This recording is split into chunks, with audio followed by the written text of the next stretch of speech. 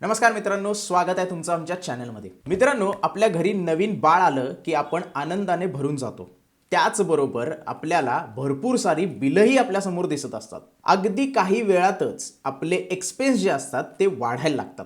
या सगळ्याची सुरुवात होते डॉक्टरपासून. त्याच्यानंतर वेगवेगळे प्रकारची तपासणी आल्या, वेगवेगळ्या लसी आल्या. जसं जसं मूल मोठं होत जातं तसे तसे असे खर्च वाढत जातात. मग शाळेचा खर्च आला, वाहतुकीचा खर्च आला, ट्युशनचा खर्च आला, एक्स्ट्रा कोचिंगचा खर्च आला, गॅजेटचा खर्च आला. हे सगळे खर्च वाढतच जातात. आणि थांबा, एवढंच नाही तर सध्याचा शिक्षणाच्या महागाईचा रेट हा सामान्य महागाईच्या रेटपेक्षा दुप्पट झालेला आहे. जर आपण गेल्या 10 वर्षाची सरासरी महागाई बघितली तर सामान्य महागाई 6 ते 7% आहे आणि शैक्षणिक महागाई ही 11 ते 12% गेली आहे. आणि म्हणूनच आजच्या या व्हिडिओमध्ये तुमचं मूल जन्माला आल्यापासून ते महाविद्यालयात शिक्षण घेण्यापर्यंतचा जो काही खर्च आहे तो कशा पद्धतीने कव्हर करावा लागेल किंवा रादर कशा पद्धतीने तुम्हाला कव्हर करायचा आहे याची माहिती आम्ही देणार आहोत. त्यामुळेच हा व्हिडिओ शेवटपर्यंत बघा, कारण तुमच्या मुलाच्या भविष्यासाठी येणारा जो काही खर्च आहे त्याचं व्यवस्थित कॅल्क्युलेशन कशा पद्धतीने करायचं हे सगळं या व्हिडिओमध्ये तुम्हाला बघायला मिळेल. आणि तसेच हा व्हिडिओ बघितल्यानंतर तुम्हाला भविष्यासाठी कशा पद्धतीने तुमची गुंतवणूक करायची आहे, खर्चाचा कॅल्क्युलेशन कशा पद्धतीने करायचं आहे याचा अंदाज येईल. तुम्ही मुलाचे नियोजन करत असाल किंवा तुम्ही आधीच पालक असाल तर हा व्हिडिओ फक्त तुमच्यासाठी असणार आहे. पण मित्रांनो, आपण सगळे डिटेल बघण्याच्या अगोदर तुम्ही ग्रो मराठी चॅनलला सबस्क्राईब करा, शेजारी दिलेलं बेल आयकॉनवर क्लिक करा, म्हणजे आमचे नवीन नवीन व्हिडिओचे नोटिफिकेशन तुम्हाला येत राहतील. त्याचबरोबर या व्हिडिओलाही जास्तीत जास्त लाईक करा. चला तर मग आजचा व्हिडिओ सुरू करूया.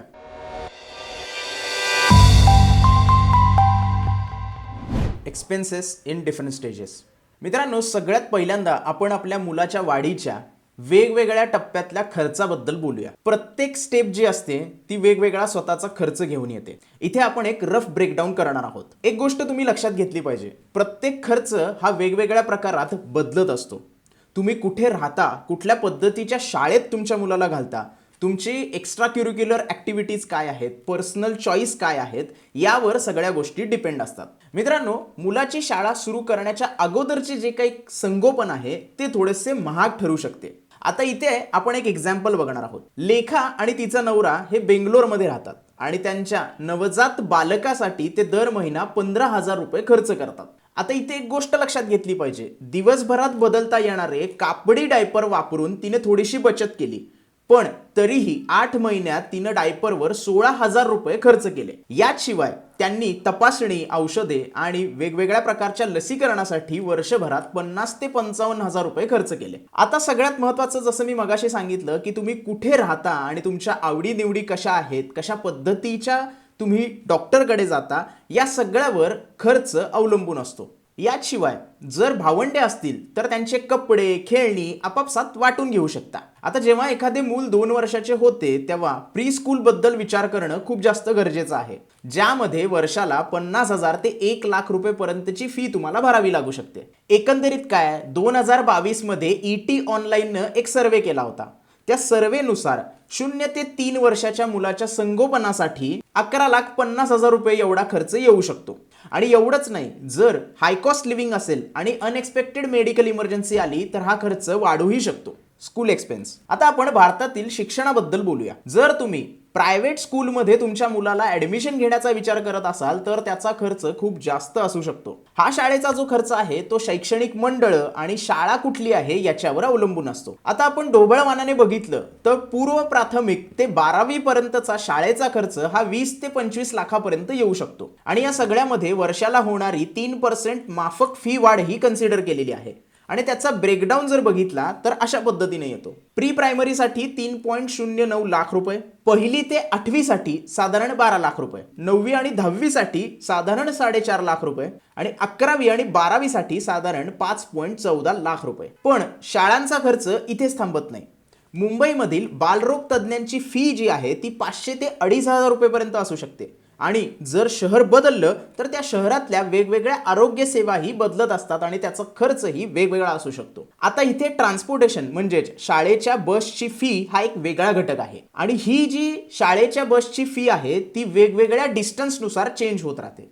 इथे आपण जर अंदाज बघितला तर वर्षाला शाळांच्या बसची फी 30 ते 60,000 पर्यंत असू शकते. एवढंच नाही तर शाळेचा युनिफॉर्म आणि जी काही स्टेशनरी लागणार आहे, पुस्तकं लागणार आहेत, त्याचा खर्च आपल्याला इथे कन्सिडर करावा लागेल. सहसा युनिफॉर्मसाठी 3 ते 7,000 रुपये आपल्याला मोजावे लागतात आणि पाठ्यपुस्तकांचा जर खर्च बघितला तर तो 4 ते 12,000 रुपये पर्यंतचा असू शकतो. आणि एवढंच नाही तर एक्स्ट्रा क्युरिक्युलर ऍक्टिव्हिटीजचा जो खर्च आहे, म्हणजे डान्स शिकायला जाणे, पोहायला शिकायला जाणे, आणि जर तुमच्या मुलाला शिक्षणासाठी वेगवेगळ्या गोष्टींसाठी टॅबलेट किंवा असे अनेक प्रकारचे गॅजेट जे लागत असतील तर तो खर्च विचारात घेणं आपल्याला खूप जास्त गरजेचं आहे. एवढंच नाही, 10वी नंतर नीट किंवा जेईई सारख्या अभ्यासक्रमांच्या कोचिंगसाठी साधारण 30,000 ते 5 लाख रुपये पर्यंतची फी असू शकते. मिंटने 20 ऑगस्ट रोजी एक आर्टिकल सादर केलं होतं. त्याच्यामध्ये दिल्लीमध्ये राहणारे वैभव आणि नेहा यांचा इंटरव्ह्यू दिलेला आहे.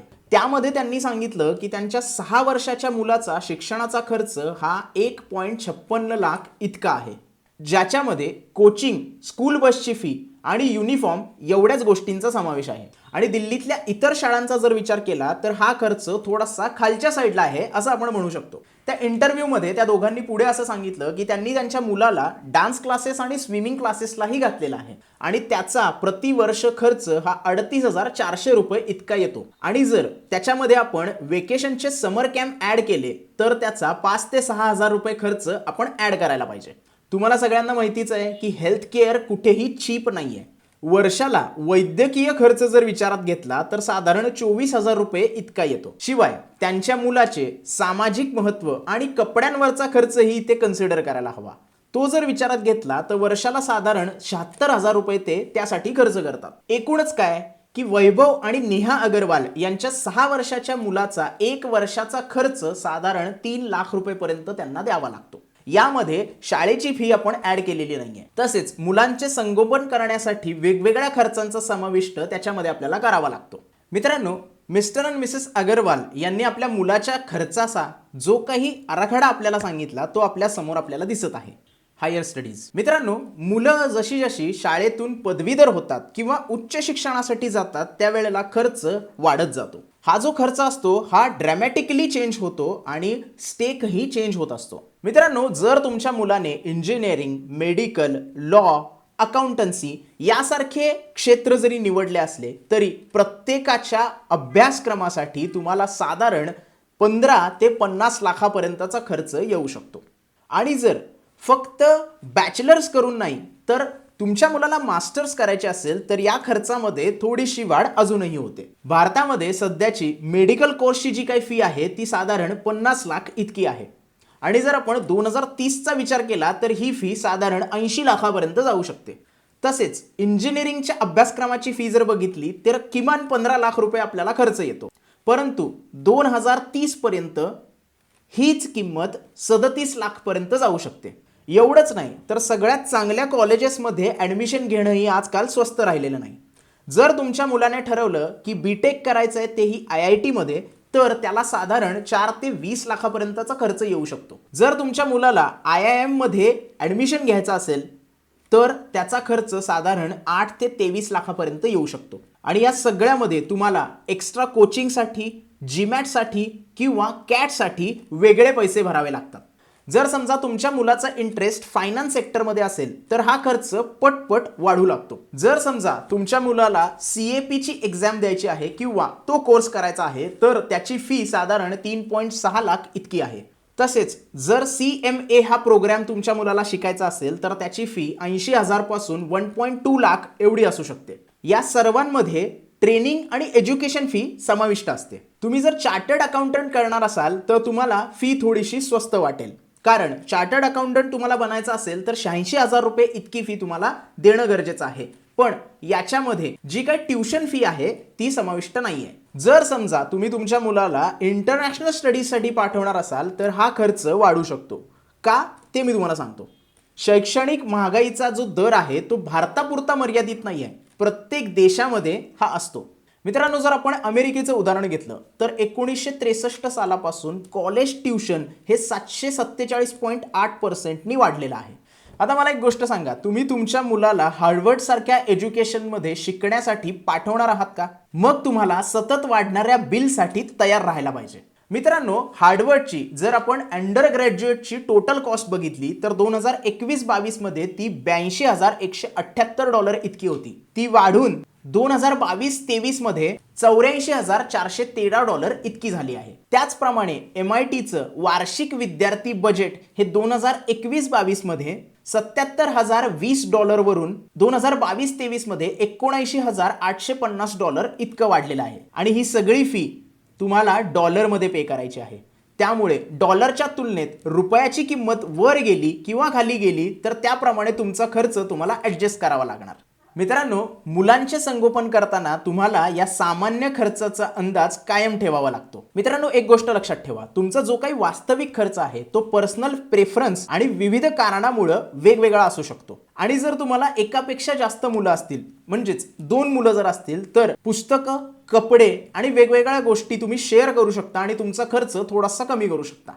Managing the cost. मित्रांनो, आपण पाहिल्याप्रमाणे मुलाच्या संगोपनामध्ये वेगवेगळे टप्पे आपल्या समोर येतात. जसं की शिक्षण आलं, उच्च शिक्षण आलं, लग्न यासारख्या महत्त्वाच्या घटना आपल्या समोर येत असतात. आणि हे सगळे खर्च पटकन आपल्या आयुष्यात जोडले जातात. त्यामुळे पैशाचं व्यवस्थापन व्यवस्थित पद्धतीने करणं खूप जास्त गरजेचं आहे. मित्रांनो, आता मी तुम्हाला काही मार्ग सांगणार आहे ज्याच्या मदतीनं तुम्ही या सगळ्या खर्चाचं मॅनेजमेंट करू शकाल. Start early. जेवढ्या लवकर तुम्ही तुमच्या मुलाच्या भविष्यासाठी गुंतवणूक चालू कराल तेवढं तुमच्यासाठी चांगलं होईल. सगळ्यात पहिल्यांदा तुम्हाला लॉंग टर्म गोल्स आणि शॉर्ट टर्म गोल्स काय आहेत याच्यावर लक्ष केंद्रित करायला पाहिजे. आणि त्या गोल्सला अचीव करण्यासाठी तुम्ही कुठली गुंतवणूक करणार आहात, स्टॉक्समध्ये इन्व्हेस्ट करणार आहात, म्युच्युअल फंड करणार आहात, हे तुम्हाला जाणून घेतलं पाहिजे. जर तुम्ही लवकरात लवकर गुंतवणूक चालू केली तर तुम्हाला त्याचे फायदे बघायला मिळतात. त्याच्याबद्दल आपण डिटेलमध्ये बोलूया. Balance priorities. मित्रांनो, जेव्हा आपण मुलाच्या उच्च शिक्षणाचा विचार करत असतो किंवा ते ध्येय आपल्या डोळ्यासमोर असतं त्यावेळेला आपल्याला आपल्या रिटायरमेंटचे गोलही लक्षात ठेवले पाहिजे. त्याच्यावर आर्थिक भार न येता आपल्याला सगळा विचार करायचा आहे. तुम्हाला तुमच्या मुलाला काय द्यायचं आहे आणि ते आपल्याला परवडण्यासारखं आहे का याचा विचार आपण पहिल्यांदा केला पाहिजे. मित्रांनो, एकदा तुमच्या मुलाने एखाद्या शाळेत किंवा एखाद्या अभ्यासक्रमासाठी ॲडमिशन घेतलं आणि जर आपल्याला नंतर असं वाटलं की आता आपल्याला मागं यावं लागेल तर ते मागं येणं तुमच्यासाठी किचकट आणि महागडे ठरू शकतं. तुमच्या मुलाच्या करिअरचा मार्ग काय आहे हे तुम्हाला त्याच्या एका विशिष्ट वयापर्यंत कळणार नाही. त्यामुळे विशेषतः शिक्षणाचा खर्च हा सामान्य महागाई दराच्या जास्त पटीने वाढत आहे. त्यामुळे तुमच्या मुलाच्या शिक्षणाच्या फायनान्ससाठी तुम्हाला तयारी करणं खूप जास्त गरजेचं आहे. Track your expenses. अनपेक्षित खर्च मॅनेज करायचा एक मार्ग म्हणजे तुम्ही जो काही खर्च करताय त्याचा ट्रॅक रेकॉर्ड ठेवणं. महिन्याचा जो काही खर्च आहे त्याचा एक ट्रॅक रेकॉर्ड तयार करा. जर तुम्ही महिन्याचा ट्रॅक रेकॉर्ड ठेवला तर शाळेची फी आणि अनएक्सपेक्टेड एक्सपेन्सेस जे काही असतील पर्टिक्युलर मंथचे त्यावेळेला तुम्हाला सगळ्या गोष्टी सोप्या जातील. आता सगळ्यात महत्त्वाचा प्रश्न येतो म्हणजे तुमच्या मुलासाठी योग्य बचत योजना कशी सिलेक्ट करायची. आता आपण सेव्हिंग आणि इन्व्हेस्टमेंट याच्याबद्दल बोलूया. सगळ्यात पहिल्यांदा सेव्हिंग प्लॅन कसा निवडायचा त्याच्याबद्दल बोलू. Plan for different expenses. तुमच्या मुलाच्या भविष्यात वेगवेगळ्या गरजा असू शकतात. मग शिक्षण असो, आरोग्य सेवा असो किंवा अजून काही इमर्जन्सी असो, या सगळ्या बेसिक गोष्टी कव्हर करण्यासाठी लागणारी जी काही रक्कम आहे ती रक्कम कव्हर करणारी एक चांगली योजना तुम्ही निवडली पाहिजे. फक्त शिक्षणाकडे बघण्याच्या ऐवजी बाकीच्या खर्चांचाही विचार जर तुम्ही केलात तर तुम्ही एक चांगली योजना निवडू शकता.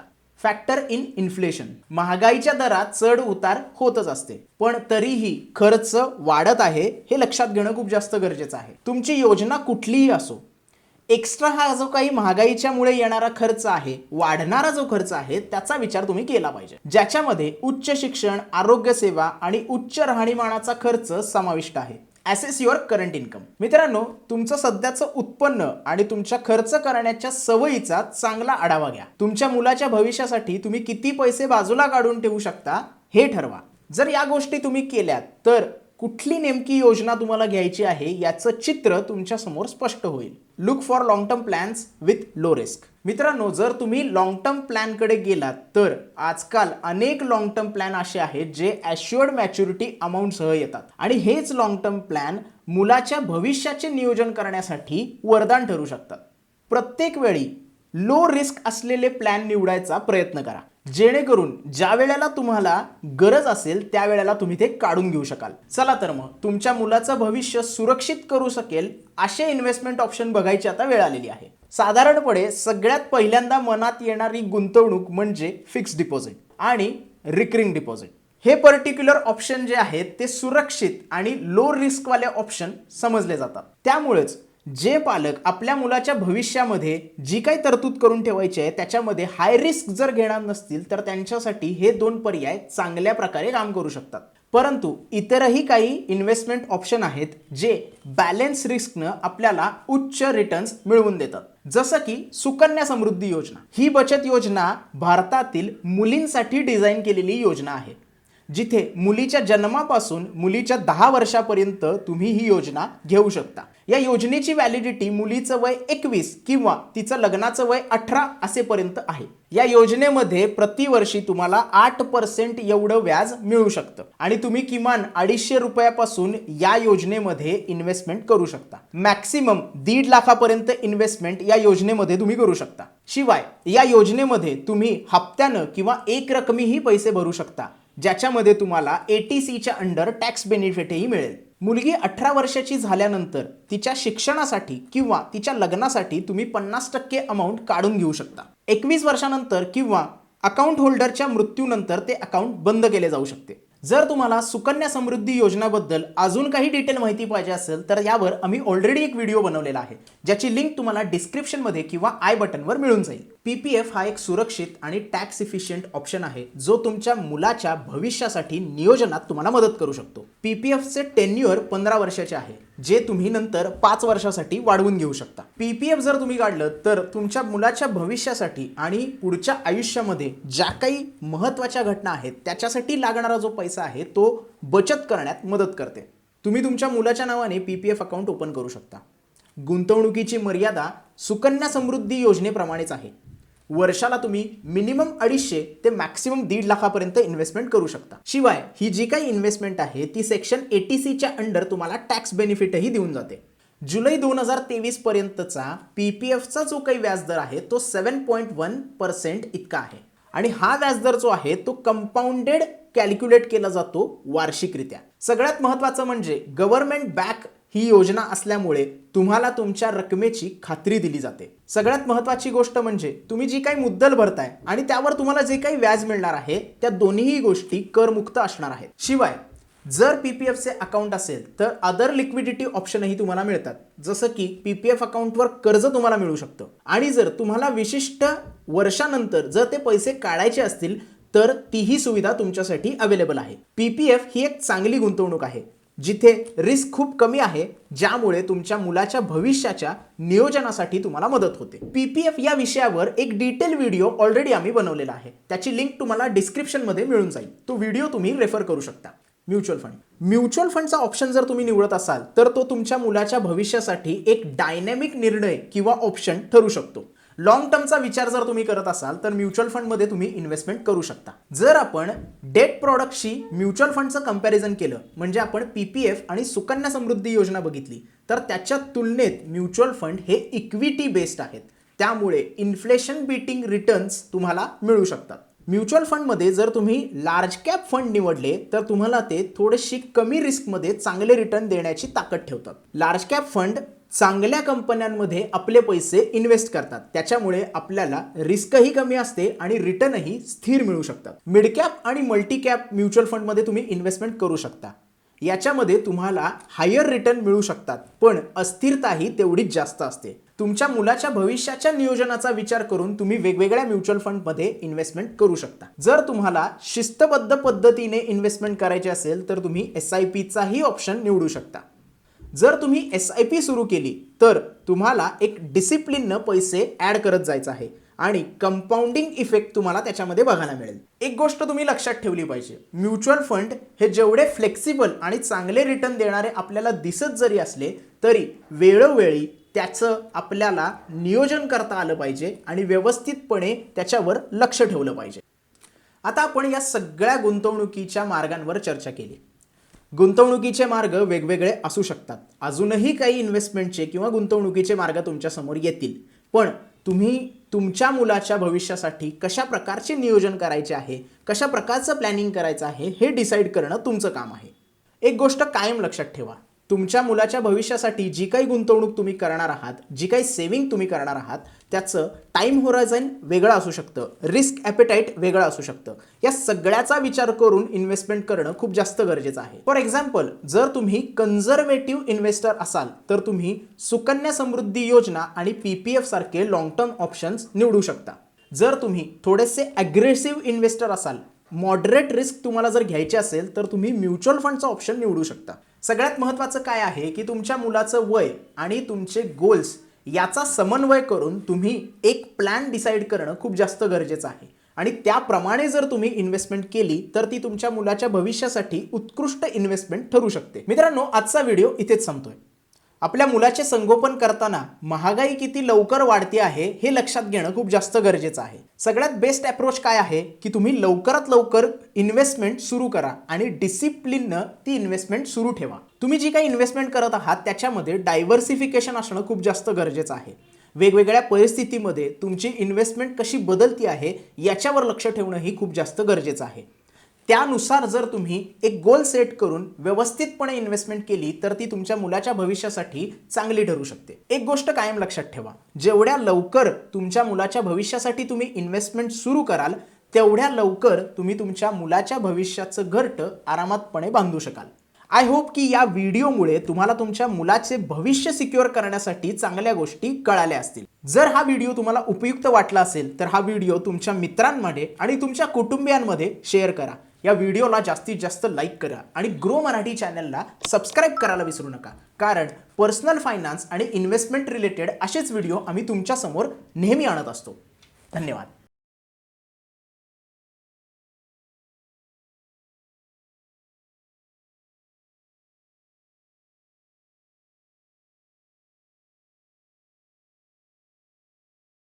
Investment in securities market are subject to market risks. Read all the related documents carefully before investing. Please read the risk disclosure documents carefully before investing in equity shares, derivatives, mutual fund, and or other instruments traded on the stock exchanges.